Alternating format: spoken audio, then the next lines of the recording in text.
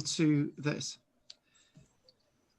So landscape archaeology, I think we very much know what landscape archaeology is after all these few weeks. And finally, we've got around to doing a little bit of archaeological excavation.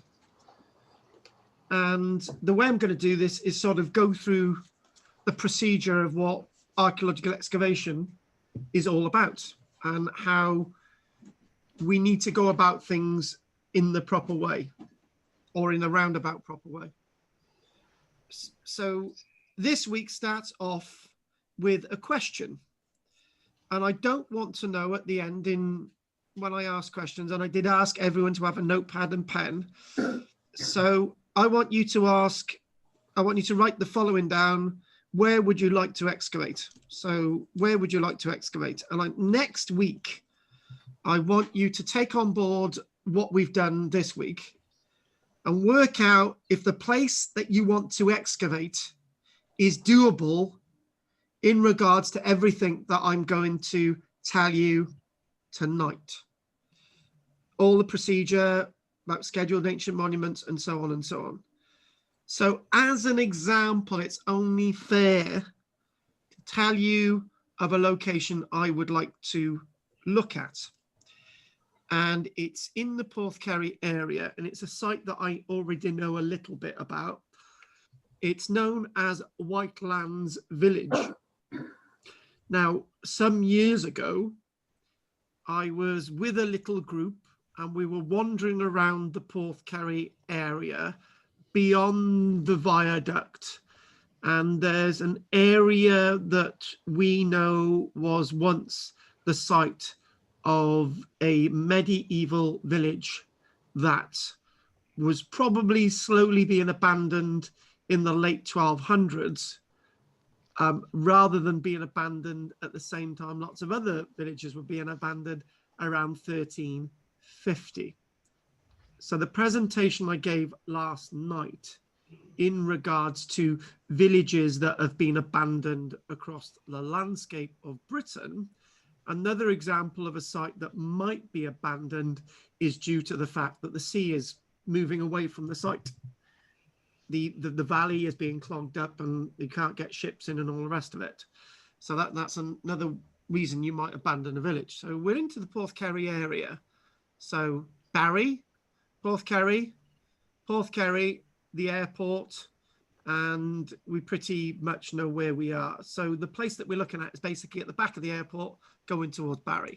So this here is the place of the medieval village of Whitelands. And so if we look here, there's the viaduct, and the place that we're looking at is this little area here. And that building is known as right, hang on a minute, I made a little mistake. Yeah, I am in the right area. This building here is known as the Egerton Grey. Do you know what? When things are on maps and it says Egerton Grey, the Egerton Grey is actually over here. What you need to do is actually complain to Google for me, Richard. Yeah. Because the Egerton Grey is on the other side of the map here of the viaduct and not on that side. So that's the area I was right in the first place. Why doubt myself? Yeah. So this area here is at the back of the old Egerton Grey, which is now owned by the man who owns the company known as Pearl Assurance in Cardiff. And Egerton Grey used to be a famous locality for footballers to stay at when they were playing matches in the Millennium Stadium and so on and so on. But let's move away from that. So this is the landscape that I would really particularly like to examine. And it's that area of trees over there. And it's this brook along here.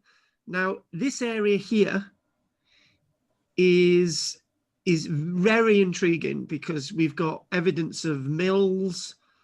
We've got this area over here, the clump of trees. If we zoom in, this is the site of a moated manor house. This is a scheduled ancient monument under those trees. And in front here are numbers of other little ruins from later on buildings. And along here is some really interesting humps and bumps of a medieval village. Now that's where I would like to excavate. So that's giving you a little bit of introduction. So how do you go about undertaking an archaeological excavation? So this is going to be a little bit long-winded today. So there's lots to note down. So some excavation tools, but we haven't got into digging anything up yet. So we need to look at the process. So that's where we're going to go. So I'm going to get my notes up, and I'm going to read out these with this in the background. There are lots of people who think they know how archaeological excavation is to be undertaken. As somebody who's undertaken a number of archaeological excavations, and I've undertaken professional work in regards to watching briefs. And a watching brief is basically to study an area, to go in there, monitor the building work, and then write a report. So a beginning, middle, and an end. It's a bit like an essay, isn't it? So you do the research at the beginning, you actually do the content in the middle, and you do the report at the end. So that's the conclusion. So beginning, middle, and end. And that's basically what archaeology is about. Knowing what you're looking at, doing the actual work, and then reporting it at the end. That's what this. It's 3 bits to archaeological excavation, but I wish it was that easy, because there's lots of approaches, and this model fits in when you're doing metal detecting, or you're doing field walking, or you're doing anything that involves you physically on land. And actually, technically, these same rules apply when you're doing drone reconnaissance as well, but let's not do that. So before you get into anything, you need to really make sure it's possible. You can't say, I want to dig over there if you can't dig there anyway, because it's on this checklist. So before you really research something, before you actually spend time researching and putting everything into it, go with this checklist.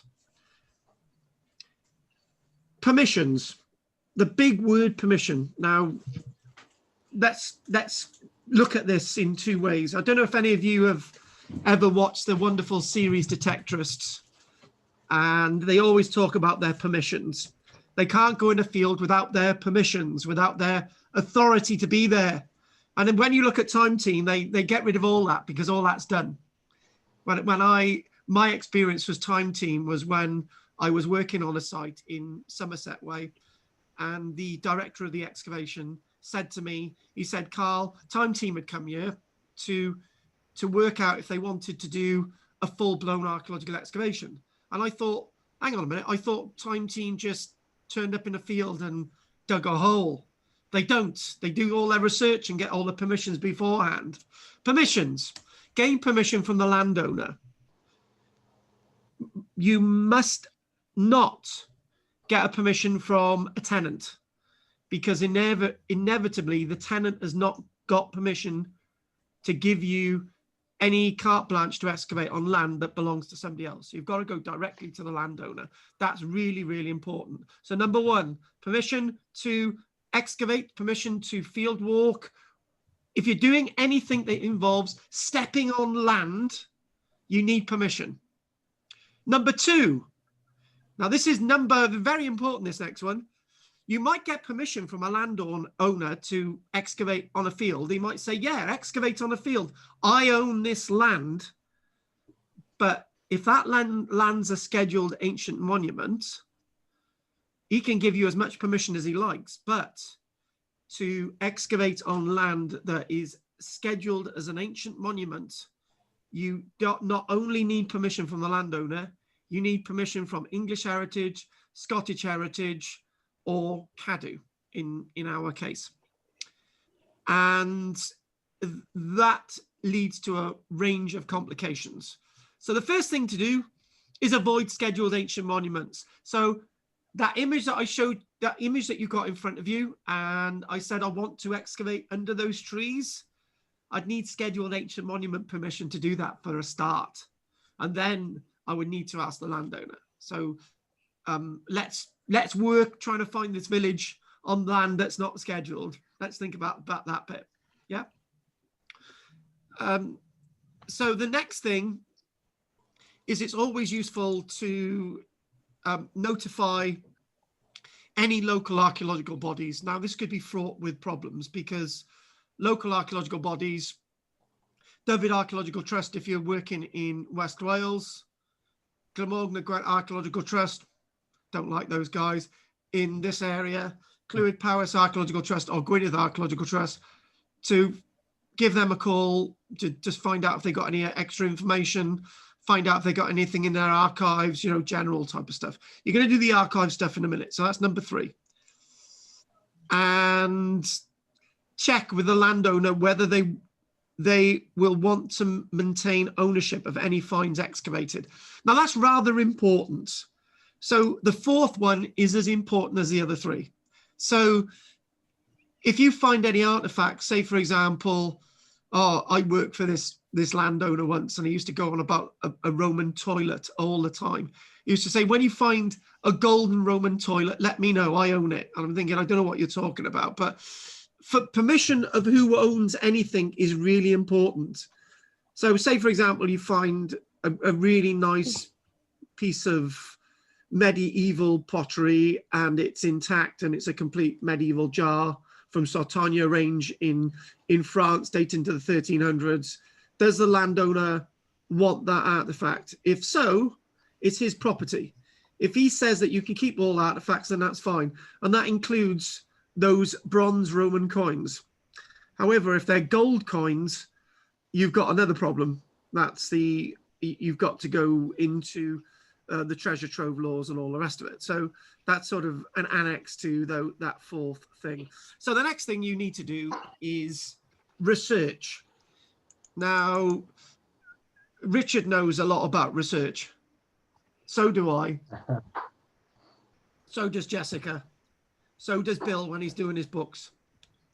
And I'm sure Ellen does when she moved to her present house in Pencoed. So she did a little bit of research when she moved to her present house.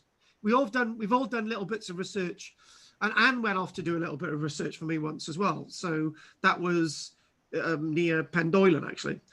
So research is really important. What is actually research? So here we go. What do you want to achieve? You going to excavate? Are you going to field walk? What are you doing? So project aims, that's the next bit. That's the next area.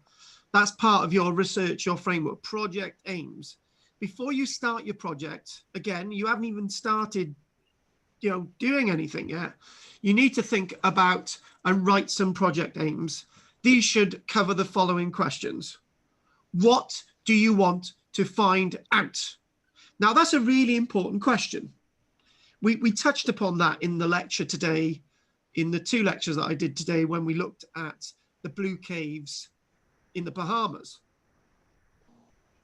Jessica said, well, do you actually collect everything? Do you bring everything to the surface? Who decides what you keep and what you excavate and all the rest of it? All that's got to be worked out before you even start.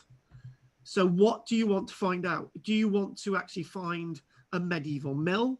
Do you want to find just a medieval wall? Do you want to find a medieval ditch? Or in fact, are you interested in the medieval period at all? Do you just actually want to look at the river? Do you want to take samples out of the river? Are you actually interested in keeping finds? Now, that's a really interesting one. When you're excavating an archaeological site, there's a lot of finds. Do you just want to excavate the walls and leave all the artifacts there? Which is a perfectly reasonable thing to do. Nothing is unreasonable unless you haven't made a plan. So you've got to make a plan to what you're doing. If you write down, I want to find a wall, I don't want to keep any pottery, I just want to find a wall, and that's it, then that's what you do. Don't do anything else. There you go. And the other thing as well is, will you carry out training? Are you going to bring anyone along to assist you? Are you going to be training any new volunteers? Is there anything you actually want to learn? And maybe third as well, why do you want to know? Now, is that the same as the first one? What do you want to find out? why do you want to know? Well, why do you want to be there? You know, you can find out these things by doing research. Why do you want to know? What is it that really interests you? Now, I want to prove that Whitelands is in fact the medieval village that I've seen on maps. I want to know, when I came out with a statement over a decade ago that there's a village there, I want to know that I'm right. Yeah, so you've got those three questions. It is important to do this at the start, as it should clarify what you are trying to do and why, and will impact the methodology you decide to use. Now, the methodology, the next big bit. So you've already done 3 bits. This is the 3rd bit now. So you've done permissions. That's really important. The project aims, what you aim to do, and now the methodology. You should decide which methodology you are going to use before you start your project, so that all participants are clear as to what they expect to do.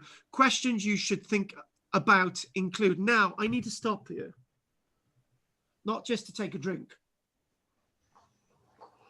Sometimes the best people to talk to are people who have made mistakes in their lives, sometimes major mistakes in their lives, and I'm one of them. When I was 16, I went to Cyprus with my parents, and I believe that I'd found a Roman city, and I did actually eventually find this Roman city. And then when I was 18, I decided that I was going to take a group of people over to Cyprus to find this city.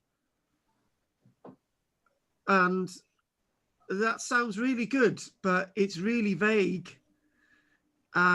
Nobody, when I got a group of people out there who were all older than me, because I was 18, everyone was much older than me. They thought they could boss me around. It was my little idea. Nobody actually knew what I want. They knew that I wanted to find this city, but they didn't have a clear plan. Nobody had a clear plan what they were expected to do.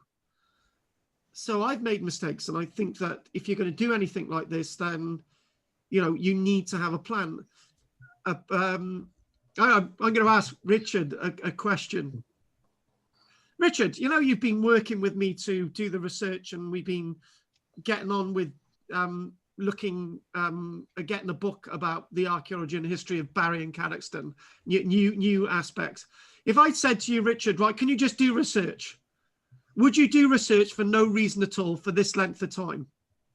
No. Or can I convince you? Can I convince you to do research for no reason at all? Is there any way we can get around that? How would you be feeling if you didn't know what we were actually doing? Well, I just wouldn't do it.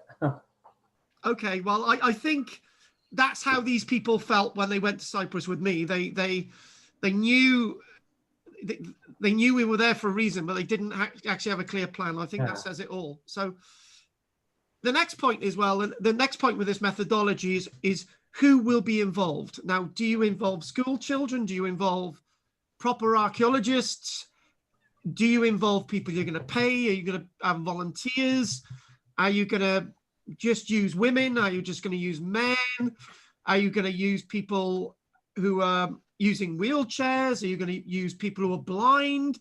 Are you going to use ex-soldiers? Who are you going to use on this project? Now, that's really important. So if you're going to use people in wheelchairs, you're going to need different equipment. You're going to need a different approach. If you're going to have blind people on the site, if you're going to have school children, all these different things need to be thought about. These are really important things. Are you going to use people who've got OCD? Oh, that's going to be an absolute nightmare with me around. So the fact of the matter is, who do you involve? Now, and the reason why we need insurance, you have to put insurance in place because this is really important. And if you've got children involved, you've got to have CRB checks. So this is, archaeological excavation is not as simple as it sounds at the beginning. It's not like digging a hole in a field. How will you excavate? Will you require equipment and a digger? Now, this is really important stuff. You've decided you're going to excavate. Okay, that's fine. That's absolutely fine. But when you're excavating, how will you record it? Now, the modern way of excavating, and I'm going to be obviously really blunt with you, there's a lot to talk in archaeology about draftsmen, draftswomen. Nobody used draftsmen or draftswomen as much as they used to. What I do is take photographs of what I'm looking at, and then do a line drawing from that, and that's my plan. It's easy. I don't have to spend hours in a freezing bloody cold thinking I'm getting something right or wrong. I can just, it's like me saying to Richard, can you go and get a map? And he just prints it off the internet and it's fine. He hasn't spent much. He hasn't actually done a little plan and stuff. You just print it off. It's absolutely brilliant. So how are you going to record everything? This is really important. How are you going to record everything? And then you've got recording sheets. You need to cross-reference, because there's lots of different ways of recording things, layers and artifacts. Where do those things come in to the theme of things? And a massive thing is, how do you fund an archaeological excavation? Well, my age-old way of funding an archaeological excavation is to get people who are on the excavation to pay to dig. That's how you do it.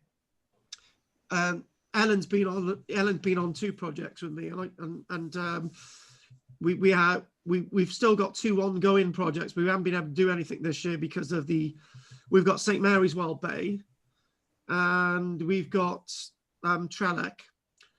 And with St Mary's Well Bay, for example, we had a few days last year, and Ellen and Adam and I think somebody else was there, and Michelle and me, and they paid a little bit towards what we were doing, which obviously paid towards the fuel and some of the equipment that we had. It's a very small scale thing, and money's very important when you're looking at work like this, because if it's a larger scale excavation project, you're going to need somewhere for people to keep out the rain. You're going to need a portaloo. You're going to need maybe somebody to come in and identify your finds, and all these different costs, equipment, and so on and so on. And another very important thing in this methodology is where you will store your finds, where you will keep your records. Will you need to keep your finds in a specific place? All of this needs to be covered financially. I've started to think, in particularly, if I should ever do a large scale excavation in the future, we record all the finds and we rebury the finds on the site. Vis-a-vis, you don't have to store anything. Job done. You've got everything you need, put all the artifacts back. It's not as mad as it sounds, because lots of museums are full of artifacts that nobody will ever look at again. And it's always good to have a plan. Lots of museums now say no, they don't want your finds.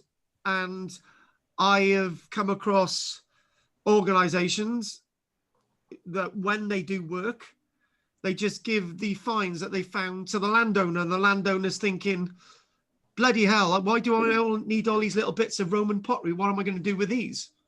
But the archaeologists have done their work. You have the finds. To me, that's not the ideal situation, because what's a farmer going to do with a pile of medieval pottery? It might be really good for me and Richard to sort of lather over and to sort of feel and touch and, to get really excited over. But for the farmer, it's not exciting at all. So what you could have simply done is reburied the finds if you haven't got somebody who wants to look at them, to look after them. So, there's all that. So what we've now got is we're getting the framework, and there's another big thing, and the research. We've missed out the research, but that's the 4th one in this category. That's the 4th big thing. Locating excavation areas. Excavation should be the final activity you conduct on the site you are researching. Before you consider excavating, you need to do the research. That's what we're going to do now, the research. Now, there's lots of, we've already done this bit. We don't need to go over this at all. We really don't. But let's just sort of mention this a bit. You could look at old maps. I tell you what, Richard's really good with maps. He said, go in this direction. I've gone in this direction, and I've found a website that I'm always looking at, and there's wonderful maps on there. We've already seen that a few weeks ago. It's great. But so you don't have to go out and buy maps. You can just look online, and it's there, brilliant maps and so on. Consult your old maps. This is great. Actually, we've got a small collection of maps as well. But anyway, consult your old maps. And actually, you know, when we go on excursions, it's good to have a good ordnance survey map of the area, because it's great. You're God. You have a good ordnance survey map of an area. You can see the standing stones are there and the burial chamber and all the rest of it. Consult your maps. So you're already partly there. You know, maps, old maps, modern maps, maps, always useful. And on the internet now, you've got various different organizations that have got what's called HER, which is the Historic Environment Record. Now, in Scotland, it's quite straightforward. It's basically, they've got these, it's called Scran, actually. It's a database in Scotland, and you can look up Scottish records, and it's really good in Scotland. You've got lots of these HER sites. Now, in our land, it's a little bit more complicated because it's everywhere. It's Glamorgan Record Office, it's online, it's the Glamorgan Grant Archaeological Trust, it's the Royal Commission on Ancient Historical Monuments, it's one or two other organisations. And the problem is, it's really complicated because you can look at one set of records, and there's another set of records that disagrees with that set of records, and there's another set of records that has something that the other records don't have. So it's a lot more different in Cymru than other localities. And you could start to think about what we mentioned at the beginning, consulting the archaeologists there who might have knowledge of the area. Do you know if there's been a geophysical survey carried out? Now, you might need to go to the National Museum of Wales or Cardiff University or even Oxford University or somewhere. Lots of organisations do geophysical surveys, but they don't tell you about them. So it's good to sort of ask them a bit, you know, to see if anyone's got geophysical surveys. Put something on the internet. Has anyone done a geophysical survey of Porthcurry? You might find that somebody has, somebody hasn't. That's good. And also, whatever information you do have is background data. It's very important background data.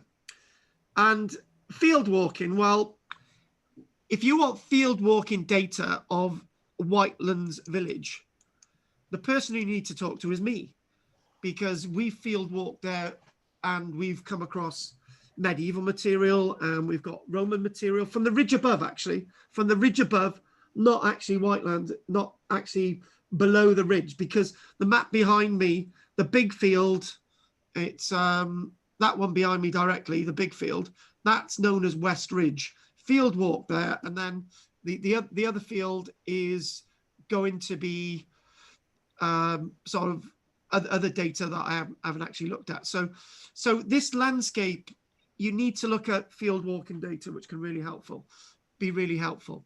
So next, God, I'm pretty exhausted now. So next we look at tools. Have you got all these tools? And high vis. Ellen loves high vis. I can tell you now, she really loves her high vis. When you're working with me, you've got to have your high vis. And somebody's just put a message up there.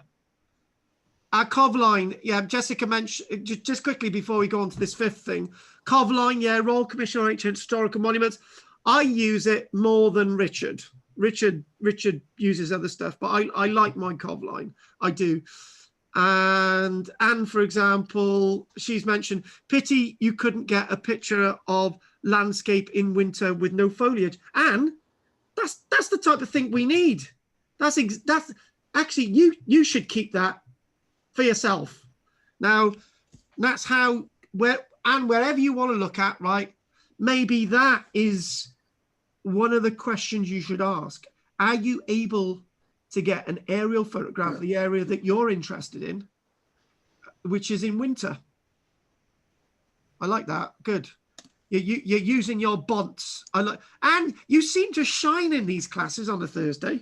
You're an absolute nightmare for the rest of the week. Well done, Anne. I like that. Good, good. I like it. And you, Jessica. So tools, a sample list of tools. Trowel, 4-inch trowel every time. A nice shovel, mattock. We love a good old mattock. A nice spade. Well, obviously, a shovel and a spade, two different tools. A spade is a cutting tool, and a shovel is to get rid of all the crap that you're excavating. Wheelbarrow. I'm not too keen on that bloody wheelbarrow there. Tape measures and ranging rods, ranging poles. Ranging pole is a multicolored long stick, usually divided into meter lengths, half-meter lengths. Fine excavation tools like a leaf trowel, dentistry tools for excavation, small and delicate objects and human remains. I know, don't tell Ellen this, right? When Ellen invites me over to her house, I know in her bathroom she's got a drawer of dentistry tools, right? That's where I'm going to get them from, and she's not going to know that I've half-inched a few. So these tools are wonderful for the fine excavation work when you're maybe looking at with human bones and so on. And okay, other than your camera, other than your GoPro or your digital SLR, it's good to have a nice square grid as well, a lined grid, which we've actually got. We've got a lined grid. Basically, it's a big square that's divided into boxes. You put that over the archaeology. You take a photograph, and it makes things easier when you're sketching things up. Stationery such as pencils, a 6H pencil, erasers, sharpeners, biros, all these different things, you know, the usual type of gubbins that you might need to sort of record things. Finds bags, you need those finds bags and labels, boxes to store finds trays, toothbrushes, and a small finds archiving kit, such as if you get metal objects, you need to be able to get some of that silica gel in there quickly and all the rest of it. Photographic kit. I don't think I've got a mechanical digger in the back of the car, but sometimes useful. And recording materials, recording sheets, as we mentioned, clipboards, drawing boards, all those different other types of things that you might actually need. Now, this next bit will drive Ellen up the wall, but this is number 5. This is the bit that I upset her. Setting up health and safety. Make sure you have a risk assessment for your activities and that your organisation has a health and safety procedure. Archaeology Cymru does for our insurance. Insurance companies will expect that you adequately anticipated risks and hazards. You may need a control of substance hazards to health assessment. Obviously, you know, are you expecting any anthrax, asbestos, and radioactive material, anything else like that? There you go. It's also good to know, number 3 on the list is also good to know whether you're going to come across electrical cables. Anyway, back to point 1. Archaeology Cymru has standard toe cap boots. Everyone's got to wear on the project, or wellies, and I insist on a high-vis top, and I insist on a helmet. And at Trellick, there have been several occasions where I'm happy that people have worn helmets, because, you know, we have had things happening, and I thought, thank God that that person was wearing a helmet. And I'm not going to go into that. So the mechanical digger bit comes into the earlier bit, but obviously you need to know that mechanical diggers a safe piece of equipment, and you don't want a mechanical digger when there's overhead surfaces like television lines and cables and things that the mechanical digger could suddenly, if you've got a bucket and it suddenly tosses up into the air and you hit an overhead cable, that's not good. So, you know, you've got to have adequate insurance for your activities, and make sure you've got adequate welfare facilities. For example, a shelter when you're excavating a gazebo, toilets, storage of fines and car parking? Well, Stuart, if you're watching this, your toilets at Trellick do need a good clean out. Michelle doesn't like to use them. Number 6, excavation. Now we're down to the excavation bit. So let's sort of change my doodah. Trial pit. Nice.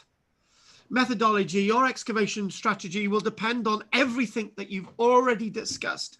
This is number 6, excavation. Now, are you going to excavate a complete acre? The answer is, are you going to excavate a small area? Yes, to get an idea what the landscape is about. After all, I want to find a wall. I don't want to find a whole bloody village. What hassle that would be. Anyway, so I want to find a wall. That's all. So you don't need to excavate a large area. And it's good to have your measuring equipment. So measuring equipment is useful for understanding where your ditch actually is. So the side of the ditch, is it 10 meters away from that post, or is it 20 meters away from that telegraph post? You need to get an idea where this is in the field to be able to plot it properly. So handheld GPSs are useful, but they're not massively useful. Go back to the old age of tape measures and stuff, much better. I think I can remember Guy de la Bedouire in an episode of Time Team. He said, it's okay to use GPS now, but in 100 years' time, those satellites that have given you those GPS readings won't be there anymore. So you need to use a good old tape measure, because if a wall's been there for 10 years, if a wall's been there for 100 years, it's likely on the map, and it's likely going to be there for another 100 years. So if you're going to mark your trench from that wall, again, GPS satellites, things change. So there we go. So it's sometimes best to do a bit of test pitting. Now, there's been lots about test pitting on the internet in regards to COVID, that what they've been encouraging children to do, and adults, to dig a test pit in their garden. And they've been saying, right, test pitting, otherwise known as a sontage. Test pits are dug from grass level down, removing topsoil and subsoil, and occasionally uncovering archaeological features. They're a good starting point for most archaeological groups, as they are cheap and easy to excavate and suited to beginners. They can either be excavated in 10 centimeter spits. So in other words, you excavate 10 centimeters down, you record what you've got there, work out the colors in the soil, all these other things, try to understand what you've got there. So this is really, really interesting. So that's basic stuff. However, it gives you a good indication of what's under the surface. It does. So, change my image.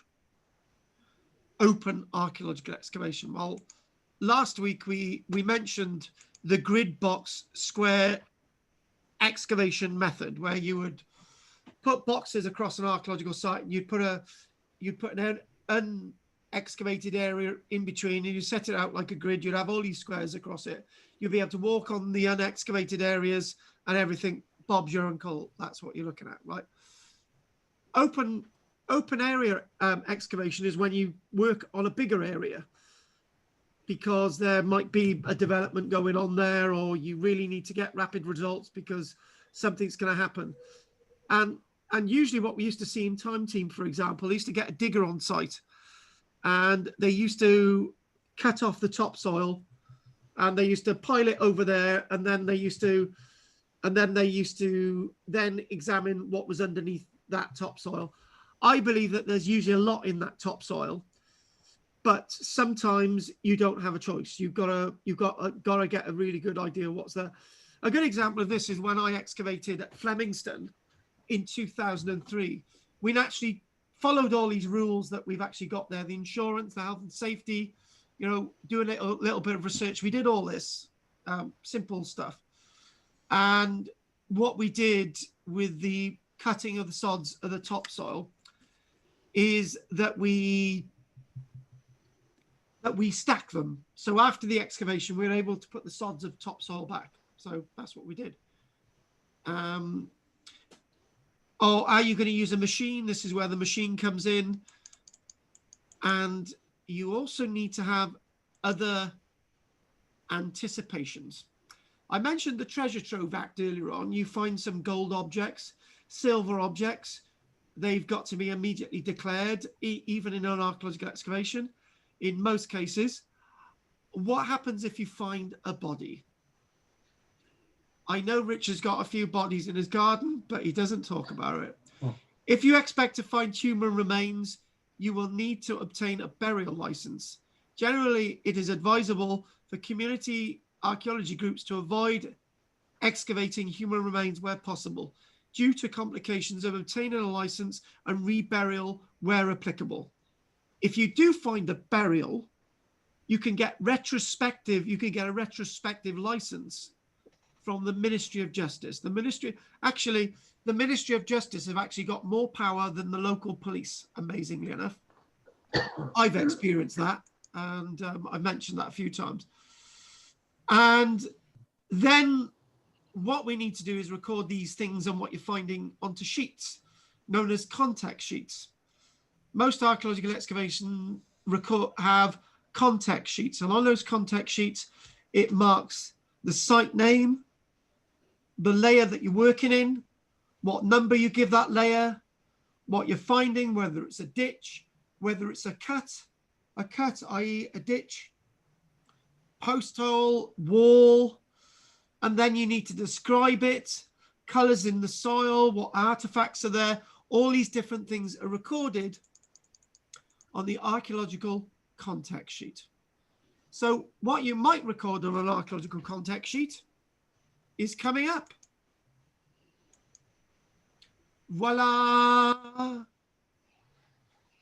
Now, some simple things. Layer A, for example, layer number 1001. All context numbers are 3 numbers. 001, and then it goes to 1999, and usually that's where it stops. And this is the context system, 3 numbers. If you're working on a big site, you probably need 4 numbers. That'll take you up to 9,999 contexts, which is 9,999 sheets or spreadsheet databases on your computer. So topsoil, the top layer of soil encountered when excavating, digging, usually garden or plough soil, and dark in color, very rich soil. The soil below that, the layers below that, the second layer, the third layer, usually lighter than the layer above. And then the word natural. Natural is the geological layer. Land that hasn't been interfered with by archaeology. It can be glacial soil. It can be geological, regolithic soil. But it's very different from the archaeological layers. It's got no man-made artifacts in it. That's otherwise known as natural. In Time Team, they used to use the word natural. This is natural. And you're thinking, well, what the bloody hell does natural mean? That was one thing with Time Team. You had Phil Harding going, ooh-ah, I want some cider. I've got to the natural layer and now I can go to the pub. Nobody knew what the bloody term natural meant. So that's what natural means. It's soil that hasn't been interfered with. Feature. Now, a feature is anything from a pit, post hole, ditch, hearth, kiln, wall, foundation, trench, well, furrow, and so on. Context. Everything is given a context number. The layer of the soil is given a context number. The features are given a context number. The post holes are given a context number. All those things underneath there are context numbers. Everything's given a continuous context number. And on an archaeological site, you don't have 2 numbers the same. For example, you've got context number 0038. No, start again. You've got context number 038. 3 figures, remember, 038. And somebody also got a context number 038. So 038 on one context sheet is a soil layer. 038 on another contact sheet is actually a wall. And you're thinking, bloody hell. So you're not knowing where the hell you are. So when you look at the plan, you've got two 038s and you don't know which 038 you're looking at. So you don't have two 038s, you only have one 038. And post holes, we hear about post holes, and let's actually, I use the word post hole in my lectures quite a lot. What exactly is a post hole? Is that such a daft question? I don't think it is. What is a post hole? A small feature, usually round in plan, which was dug in the past to support a post. Good explanation. Well, a post could actually be made of stone as well, or iron, or wood. So it doesn't necessarily mean to say it's always going to be wood. On average, these have a diameter of 0.5 meter, but they vary considerably. Actually, post holes can be, 10 centimeters in diameter. They can be actually really quite small. Or if they're a wattle and daub frame, they might actually be very small in diameter indeed. And post holes inevitably are different colors than the surrounding soil. And it's mentioned in a post pipe here. A post pipe might be a pipe that you put in the ground and then you put a post in it, but you very rarely come across post pipes. And so a post hole is inevitably a different color than the surrounding soil. And why? If it had a wooden post in it, the wooden post is rotted down and it's going to be a different color than the surrounding soil. So if, say, for example, the post had been fired at the end, it would be black and the surrounding soil might be creamy color or whatever color. So post holes are always different from the surrounding soil. If they weren't different, you wouldn't be able to find them. End of. No argument. We shouldn't even be talking. A pit. Now, this is a catch-all term used to describe anything bigger than a post hole, usually dug to store objects or rubbish. Or a pit might be a pit outside a Roman site that people might be encouraged to fall into and impale themselves on a spike. That's a pit. A pit might be used to store grain. A pit might be used to store rubbish, objects. A pit has a number of different ills and evils. So there you go. A cut, a hole dug in the ground by someone in the past. So in other words, a cut could be a post hole and a pit. Don't let that one confuse you. Fill is what's in the hole. Not fill add in our time team. So fill, soil filling the hole dug in the ground, either filled intentionally by somebody in the past or after the hole's original use finished. There can be more than one fill in the feature. So in other words, the post rotted down, that's the fill of the rotten material, and some natural soil was pushed in there to fill it up. Fill, job done. Excellent. Actually, lots of these terms actually mean exactly the same thing if you haven't already twigged. Deposit, literally anything that has been put on or in the ground. So anything could be classed as a deposit. So if anyone wants to get, if I, do you know what I'm going to do, Richard? When I speak to you on Wednesday, I'm going to use all these terms. And then you could turn around to say, is that could mean anything, Carl? And they do. I tell you what, you get these press articles and it says, there's a pit in the ground. And you're thinking, well, what the hell does it actually mean? It could mean anything.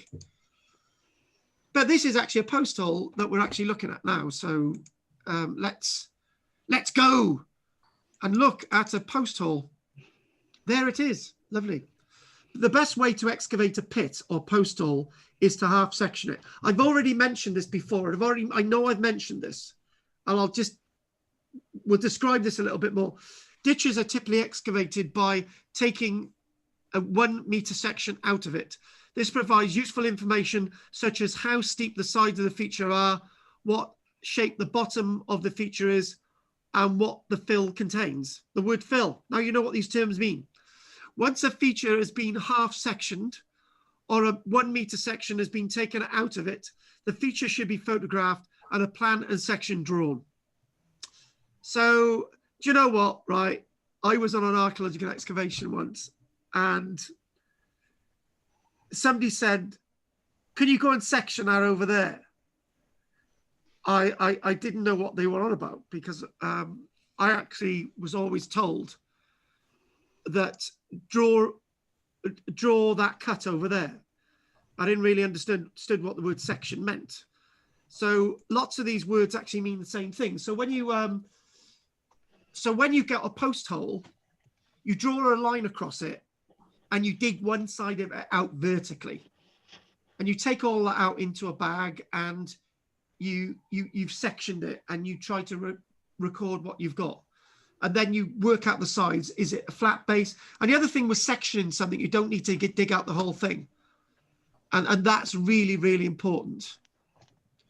So again, the word fill, all that material in a post hole, and remember the word cut. So a hole dug in the ground by someone in the past. So this might be a pit, a post hole, but it's also classed as a cut, and it's got fill in it. And that fill could also be classed as a deposit. You're loving this archaeological lecture now, aren't you? It's so easy when you're talking about health and safety equipment. So what we've got, the post hole probably looked roughly circular, the one that you're looking at in plan before it was excavated.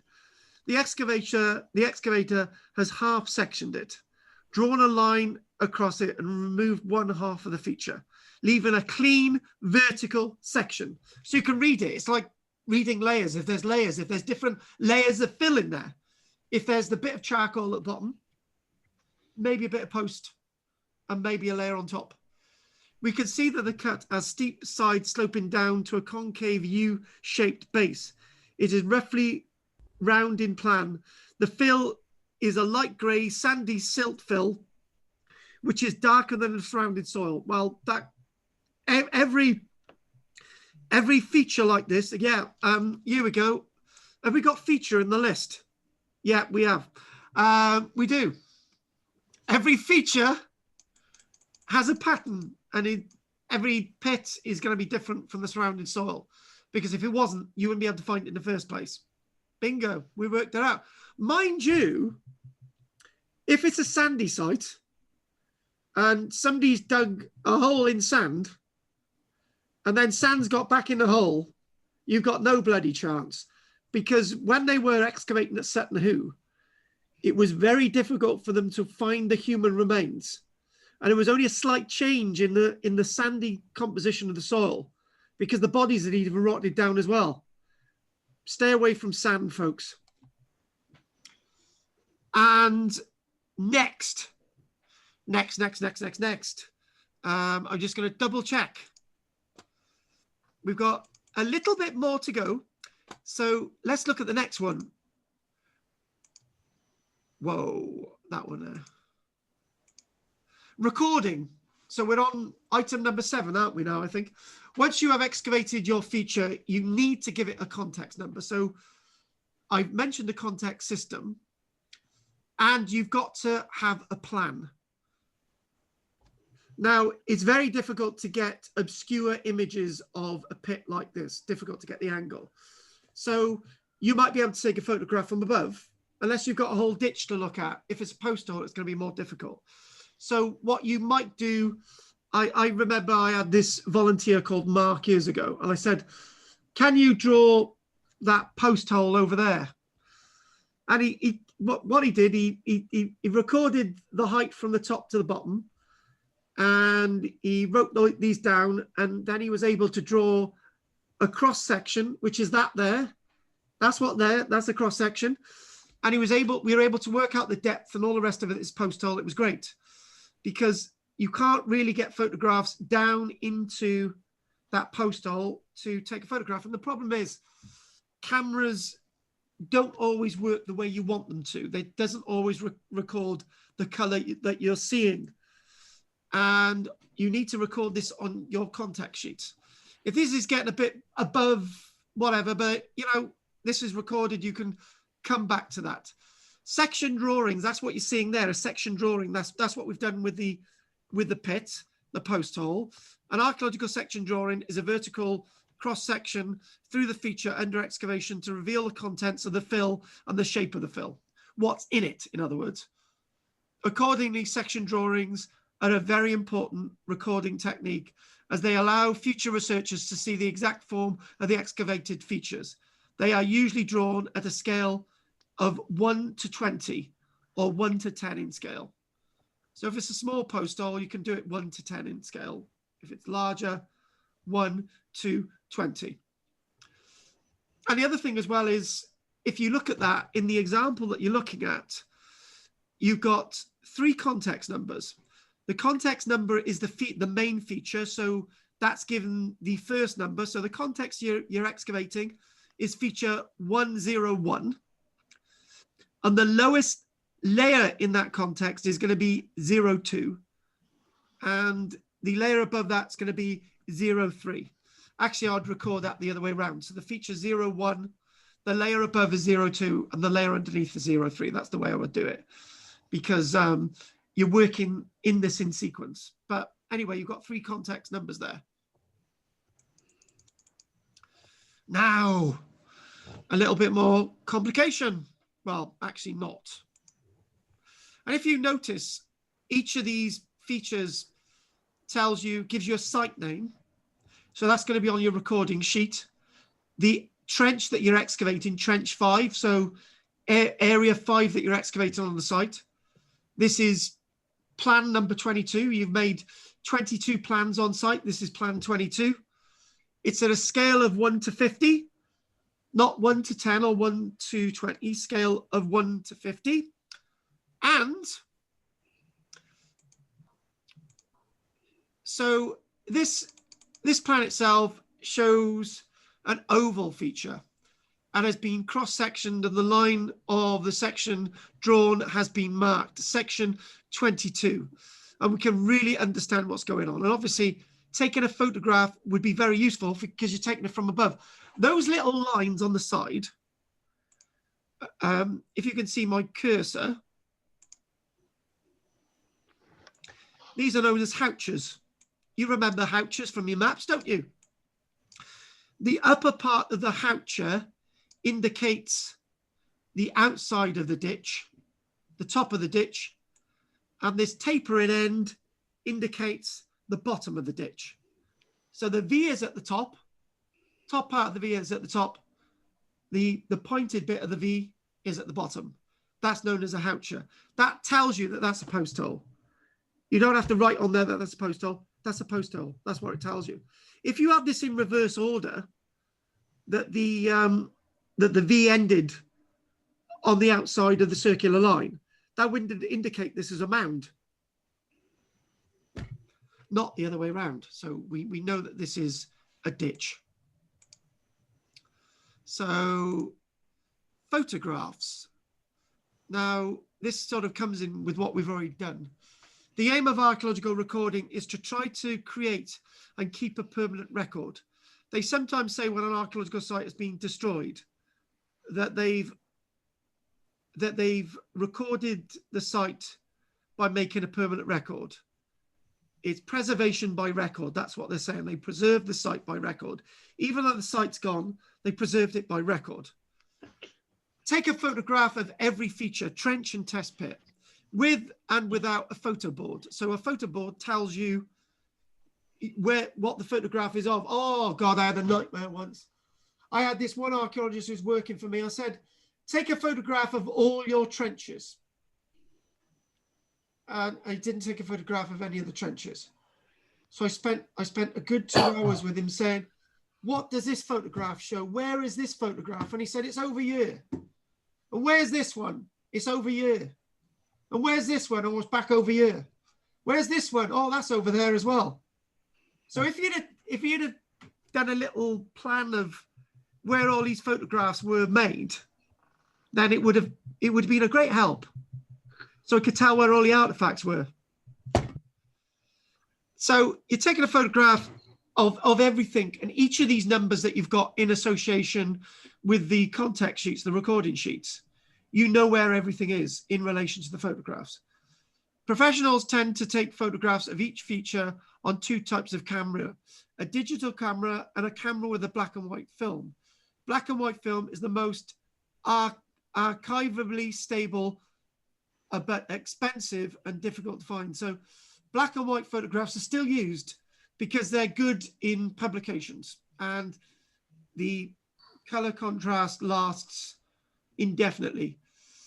And I've got, when we were doing the coastal survey, I've got a full set of slides that were never printed.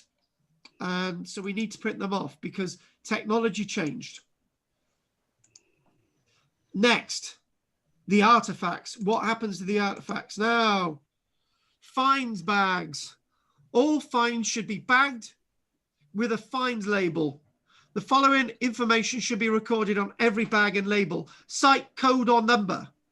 Where it was found on the site? Has it got a context number? What's in it? Pottery, bone.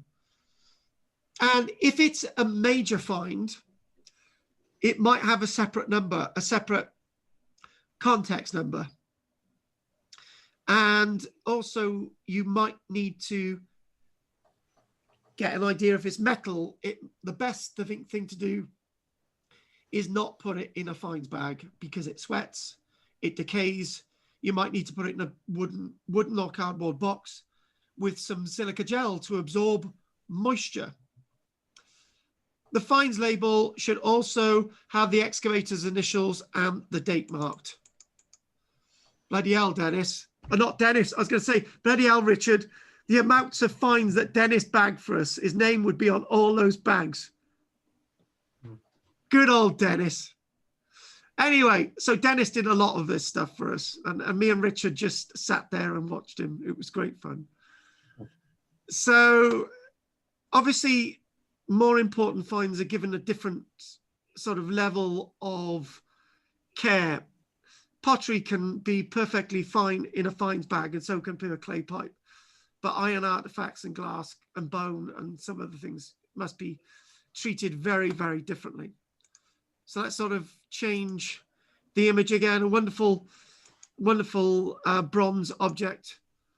And let's sort of, so what you might find is metalwork, fragile artifacts should be also treated differently when they're being washed and bagged and so on. Pottery can immediately be washed and laid out to dry at room temperature. But when it comes to metal objects, I've got my own way of dealing with metal objects. It's basically washing the artifacts, getting them back in an oven, drying them out rapidly in an oven, and then varnishing them. It gets them stable quite rapidly. Job done, Bob's your uncle. You've got an artifact that remains integral for a very, very long time. So these are classed as fragile finds. So obviously, you know, let's not have them wet for a long period of time. Let's not have shale artifacts wet for a long period of time. Bronze Age pottery that is very friable wet for a long period of time because it's just going to disintegrate. The thing is with wood objects as well, that should be putting us to a solution. So there are various very awkward objects. And to sort of cut to chase, there's a publication out there called First Aid for Finds. We've got 2 copies of First Aid for Finds, and it's a wonderful publication, and you can still get that on the internet. What else have we got here? Oh, not yet. We'll keep that in the background. I'm very wary of time, so I'm going to, this next bit, we've got environmental samples. You might need to take samples of soil, and you might need to take samples of charcoal, or you might find a rich layer with pollen, which can go to an expert. But if you're going to take environmental samples, make sure when you take them in the bags that they go in, you don't contaminate them. If they're going to go to an expert to be examined, you don't want to get your fingers in there. You don't want to get fag ash in there. You don't want to get bits of rotten fruit that you've just been gnawing at in there. You want to keep them in those bags to be examined by an expert, known as environmental samples. And the final steps, folks, we're nearly at the end. And I'm going to lovingly ask Michelle, Michelle, darling, could I lovingly have a nice glass of water, darling? Pretty please, I love you lots. So finishing your project number 9, last but not least. Now the image in front of you, I think you're showing a site that's been backfilled. So one thing that I've learned is backfilling sites is really important. Years ago, I was working on a site, and this was at the Atlantic Trading Estate in Barry, and something not nice happened to the archaeologist on site, which I'm not going to go into. And he ended up losing his job, and the organisation, which name I shall not mention, the Glamorgan Gwent Archaeological Trust, lost the contract, and the site was left open. So these Bronze Age remains were left open, and they've been left open since 1990. So that's 30 years, and the site's been, the Bronze Age remains have been completely destroyed, simply because the site wasn't backfilled. If they had backfilled the site, those archaeological remains would still be there. So it's very important to backfill your site. Sometimes when you backfill a site, you might put a membrane on the ground, and that membrane on the ground will, when another archaeologist excavates there, they will get to the membrane and they will know that's as deep as you got when you were excavating. So putting a membrane on there is also sometimes useful. And that will protect the archaeology that you've excavated as well. A membrane that isn't completely plastic, a membrane that can actually breathe, a semi-organic membrane. So then you put the soil in there and you put the turf on the top. And then finally, thank you for the drink, Michelle. Finally, post-excavation analysis. The project doesn't finish on the last day of the dig. Finds need to be washed and curated and stored and examined. Lots of silica gel in regards to metalwork. Some finds will need to be sent to a conservator to be stabilized, to be worked on.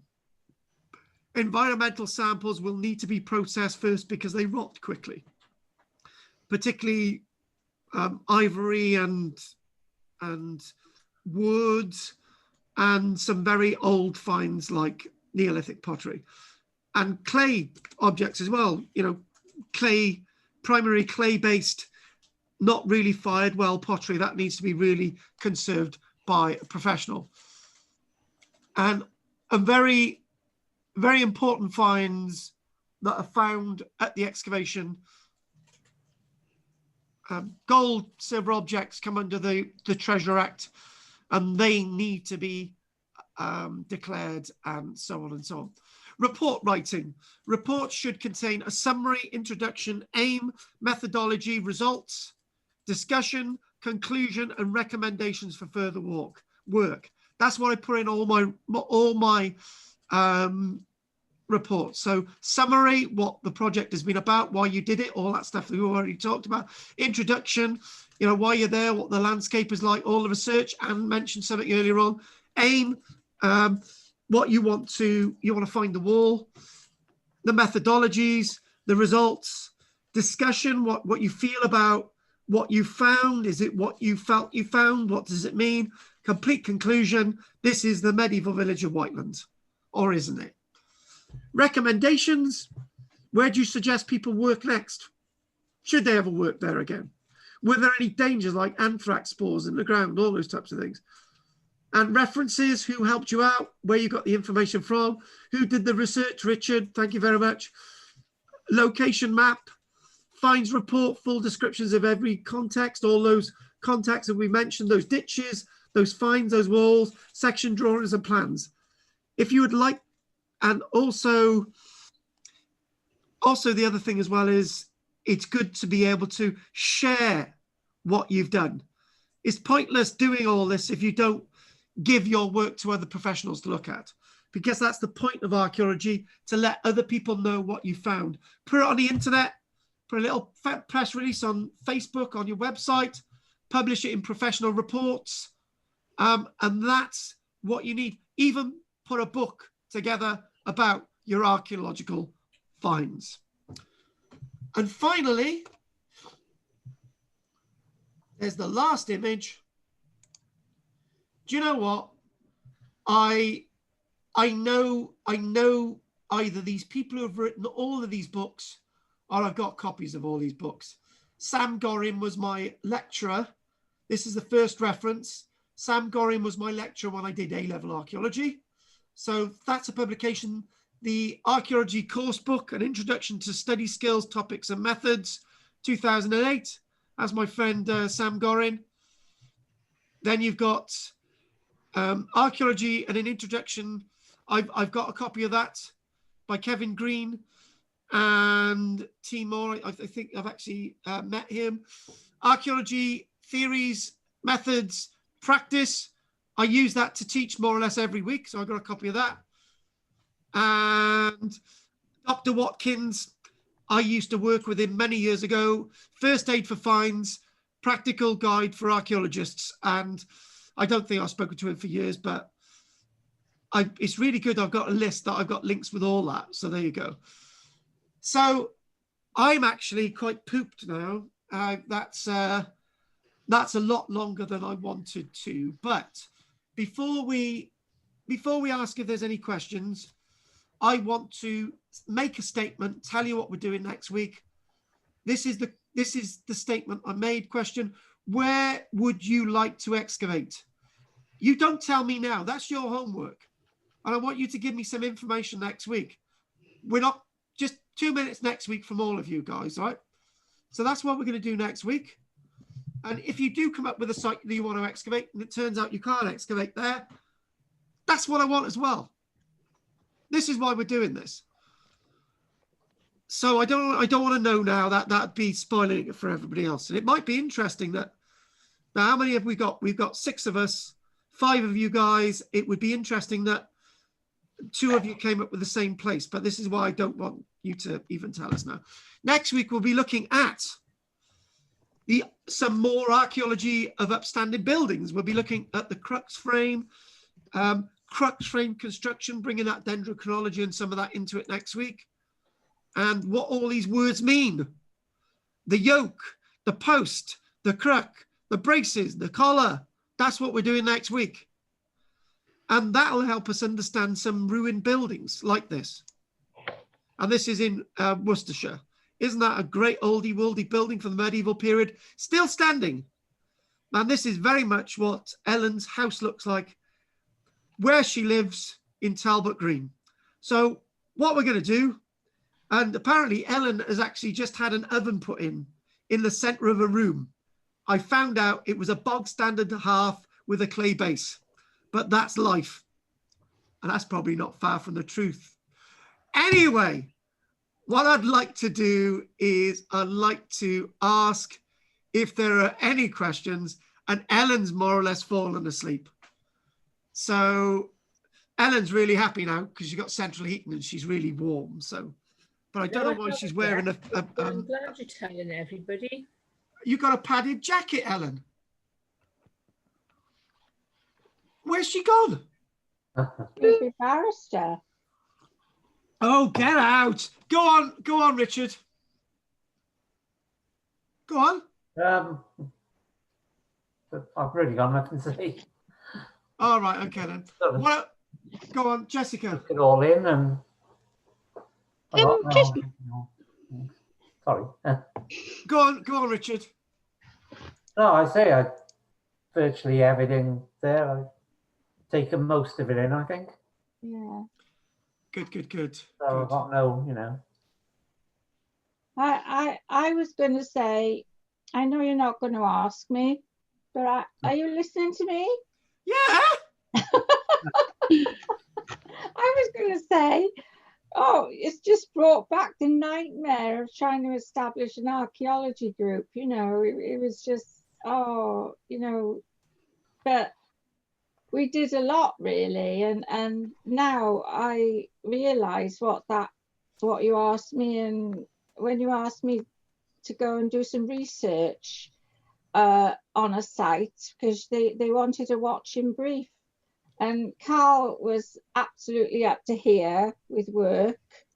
And so he decided he'd send me and a stonemason in our group, who was also a carpenter. And we would just take a load of photographs, looking to see if there was any medieval features, which would stop the man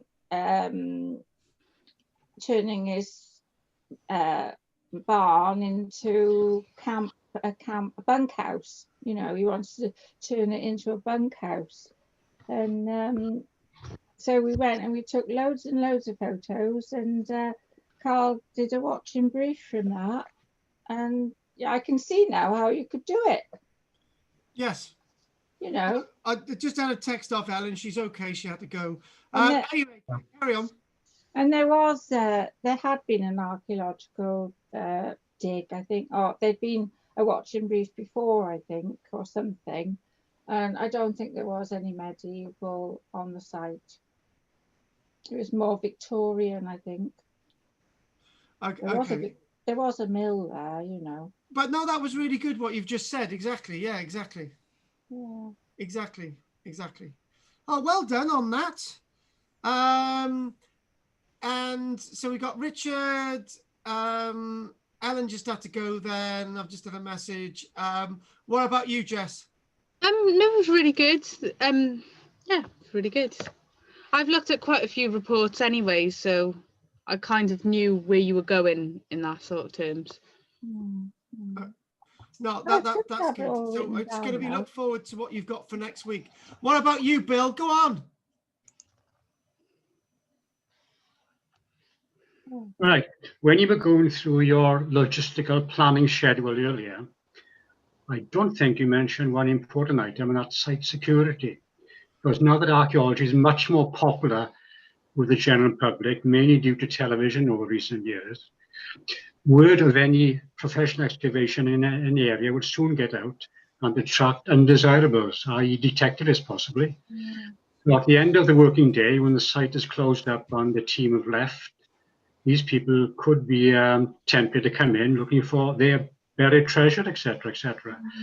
So in that case, you might need a security fence and even a night watchman to safeguard the site. So that could certainly add considerably to the cost of an excavation. Well, actually, that's more or less 2 members of staff. That's a considerable increase in cost, isn't it? Yeah, it is. Yeah, because I've been a custodian. Let me just go quickly through the story. Go for it. Tom and I went up to Dalkeith in Scotland some years back to help with the excavation of a suspected Templar church. At the end of that lot, the American director, Dr. Brenda Franey, asked me if I would actually keep all the artifacts in my garage. So Tom and I went up to collect them, boxes and boxes, all the tools. Now listen to this. She was particularly interested in an arch we found, part of the church, a classic little arch, church arch. So she wanted to bring back all 15 stones to store in my garage for a short period. That short period turned out to be 3.5 bloody years. And she only collected them last year. So those now are in America. I'm not sure if she told Historic Scotland about all this, mind you, but it's certainly added an interesting factor to my experience in archaeology and excavations. But yes, security is very important. Did I get that right? Did I miss something then? Did you say she took the arch to America? Yes. Each stone was about 50 pounds in weight. And when I was up there, I actually set it out. It was a classic arch. For some reason, she wanted it in America at her home. Oh.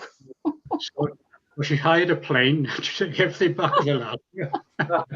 Hang on a minute. Are we for real? An American archaeologist, right, was working. They must have more sense. You guys in Scotland.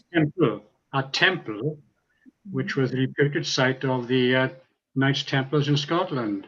She had all permissions all the pyramids, etc. Professionally led, lots of professionals there, etc., etc. But I just wondered actually who actually owned the artifacts.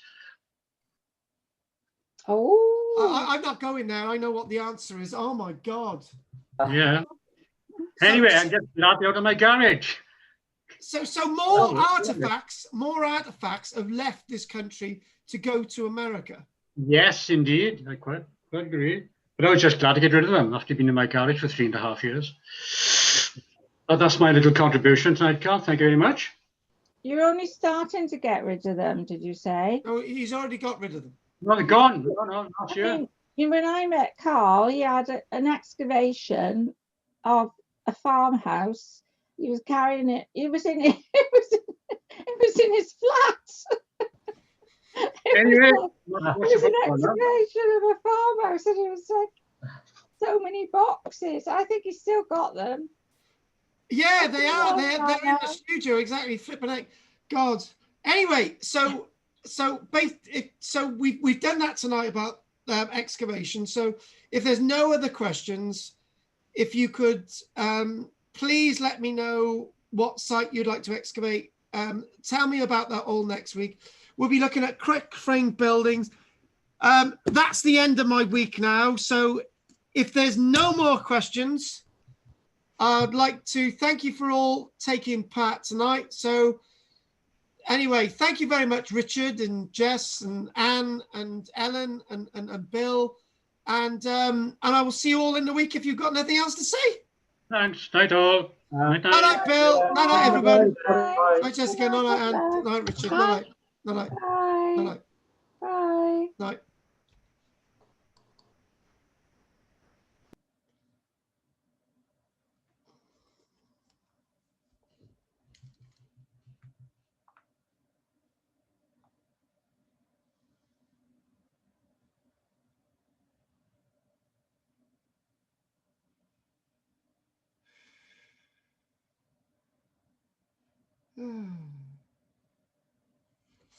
Excellent.